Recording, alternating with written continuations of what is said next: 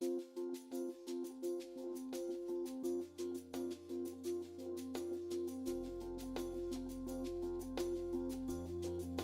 majority of our literacy and numeracy experiences are really planned responsibly to the children. It's very child-led. All of our resources in the learning environment are at child height and they're selected by the children. Although it's maybe not the most aesthetically pleasing area to some people, the children are familiar with it, they know how to use it, and they've developed their own learning environment, and this has been key to our success. Although many of our lessons have a short direct teaching input at the beginning, all of the children's choices are their own. They then decide how they're going to take forward the teaching that has been put in place. The children design their own success criteria, and from there they then go out and select the resources that they want to learn with that day. And we've had to think about the key questions that we're asking so that we're not forcing learning, but we are ensuring that assessment is taking place and the key points have been raised. We've also kept a working washing line for the children where they can share the work that they are most proud of and that they like to share with others. The children will be learning about problem-based tasks and how to solve problems. We focused on Humpty Dumpty as it was a familiar nursery rhyme to the children, and Mrs Humpty's mum had sent them a letter asking for their help.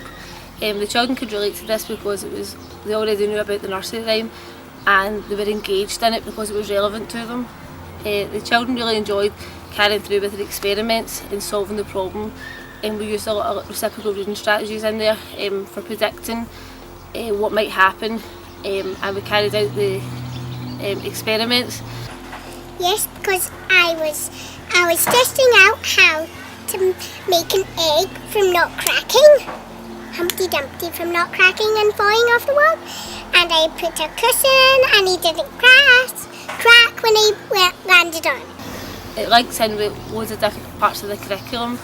Literacy, numeracy, health and wellbeing working together was a main focus on this.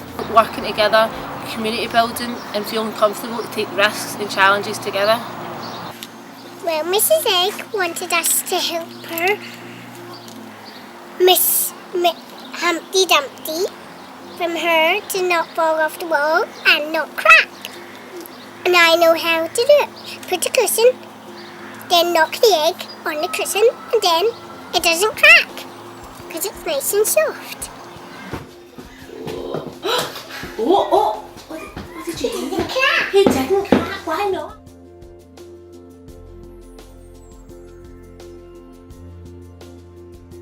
Super! Sporting! Cool! Heads! Yeah! Well done! Our staff has been working with the Glasgow Science Centre to develop the Inspire and Challenge approach within our school. We visited the Science Centre in one of our in-service days where we were introduced to the principles of the programme. We also had the opportunity to explore how these could be applied to the exhibits in the centre. The staff from the Science Centre also joined us for a collegiate meeting and we began to look at how we might apply the Inspire and Challenge principles to enhance the experiences we offer our learners. Inspire and Challenge activities are designed to develop 5 types of awareness which help learners gain a deeper understanding in STEM. Sometimes a concern of primary school teachers is the lack of specific knowledge they have in STEM. However, as a staff, we have felt reassured by this approach, which requires teachers to redefine their role, becoming facilitators, providing learners with opportunities to lead their own learning and engage in thinking at a deeper level. The Inspire and Challenge programme enhances links between science and other areas of the curriculum. For example, as they work through the 5 types of awareness, learners develop their skills in literacy as they listen to others, describe observations and create and respond to questions. Investigations involving mean, median and mode, collecting and organising data and classifying objects provide learners with opportunities to apply their skills in numeracy in new and unfamiliar contexts.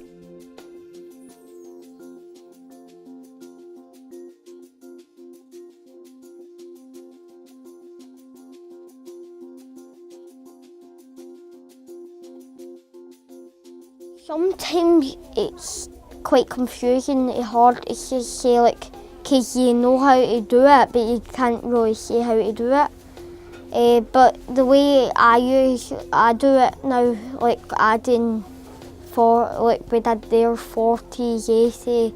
I do like that because it's adding up, and I only try to get, our group only try to go challenge the top one, C, but we found out we could do B and A, and that same way we did it, and sometimes in all the questions you need to do it a different way to get all answers. My favourite game is dice subtraction because you need 2 dice instead of one, and it's even more funner because it's like you're learning, and it's so really fun when you're learning. You don't even know that you're learning it. Our task was the Leaning Towers.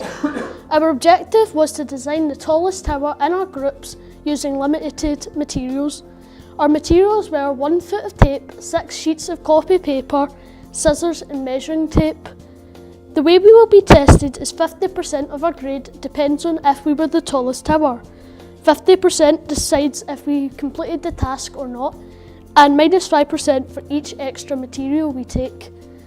The knowledge we used to design this was our previous work on pylons, Connects bridges, birdhouses and the Connects Empire State Building. This was our plan for our design. We were very influenced by the Tower of Pisa, by the Leaning Tower of Pisa. Despite the leaning part, we chose this because we can make cylinders out of the paper and stack them.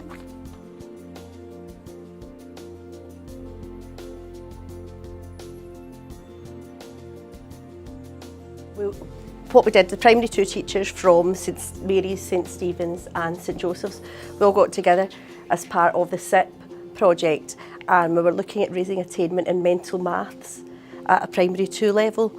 So we had a kind of chat and lots of ideas come up, but we decided the initial thing that we thought we had to focus on was the children's knowledge and retention and understanding of the number bonds, to 10 initially and then to 20.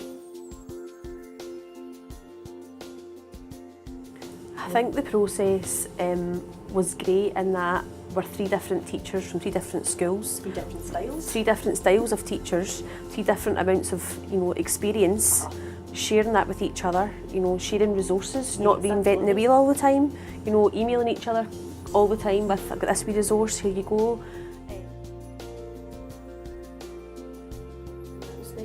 For me, as a probationer, the learning rounds were invaluable for me because, Gemma and Maureen are both really experienced teachers, and I got loads of hints and tips from that experience.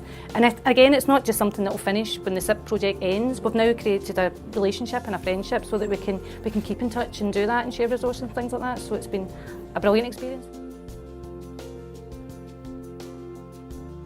Yeah, at the very beginning, you get told you're head teacher, you're going to be involved in a SIP project, and your heart sinks and you think, oh no, something else I've got to do. But as the experience, as it went on, it was really fantastic. I mean, learning from each other, but being confident enough, like having learning rounds, but it's just like another day. You're not getting all worked up about it because you know each other really well. You've got that relationship, and obviously having leadership opportunities. I've fed back to staff, on service days about how the programme's been going, what's been working, and then you see other staff kind of enthused by it a wee bit as well. So you're kind of hoping that that'll maybe carry on and spread through the school. Maybe what we've noticed is that pupils who maybe were perceived as not successful in maths were actually capable of learning kind of meaningful networks of ideas rather than just an isolated concept or an isolated skill. There's children, especially in your class, Monica, I'm thinking of a child who would just automatically, if something was new, can't do this. And the day we were all in, we were quite interested in watching him change his attitude across the questions. And although he didn't attempt all 3, every lesson I think there was a wee improvement. And it was his self-confidence and his ability to not just give up when something was new.